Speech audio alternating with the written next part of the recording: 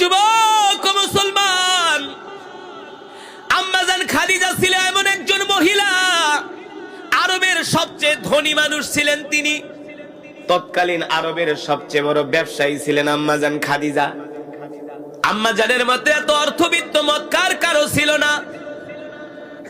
আম্মাজানকে আবু জেহেল হারে হারে ভয় পাইতো। আবু জেহেল আছে না, আম্মাজান খাদিজারে ভয় পাইতো। আম্মাজান একদিন মক্কার রাস্তা দিয়ে হাঁটতেছে, আর আবু জেহেলের সাথে দেখা।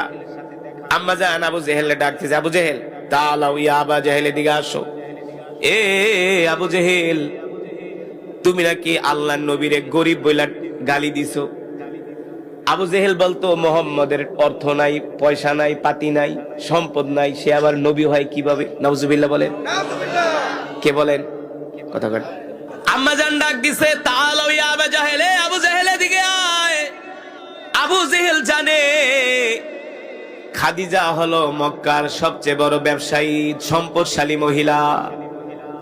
খাদিজার বাবার অর্থের অভাব নাই, ক্ষমতার অভাব নাই, খাদিজার লাঠির অভাব নাই। মোহাম্মদের সাথে আমি বেয়াদবি করি, মোহাম্মদ আমাকে কিছু বলে না, কিন্তু খাদিজার সামনে বেয়াদবি করলে তো খাদিজা ফাটায় ফেলাইব। আম্মাজান খাদিজারে আবু জেহেল হারে হারে ভয় পাইতো। ডাক দিছে, আবু জেহেল এদিকে আয়। আম্মাজানের সামনে এসে আবু জেহেল কাঁপতেছে, বলে, এই আবু জেহেল, তুমি নাকি আমার স্বামী মুহাম্মদ সাল্লাল্লাহু আলাইহি সাল্লামকে তুমি নাকি গরিব বইলা গালি দিছো। কি বইলা? গরিব বইলা গালি দিছো। আল্লাহর নবীর কোন দোষ মক্কার কাফেররা ধরতে পারে না, কারণ সৌন্দর্যের দিক থেকে আমার নবী হলো পৃথিবীর সবচেয়ে সুন্দর মানুষ। আমার নবীর মতো এত সুন্দর করে আল্লাহ পৃথিবীর কাউকে বানায় নাই। সুবহানাল্লাহ বলেন।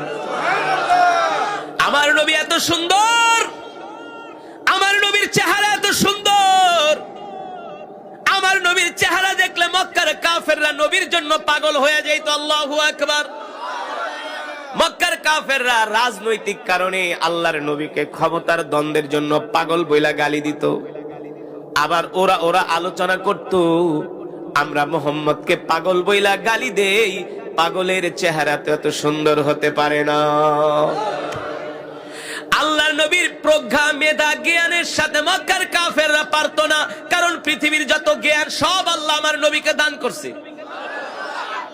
আমার নবীর মতো নেতৃত্ব দেওয়ার যোগ্যতা মক্কার একটা হারাতেও ছিল না।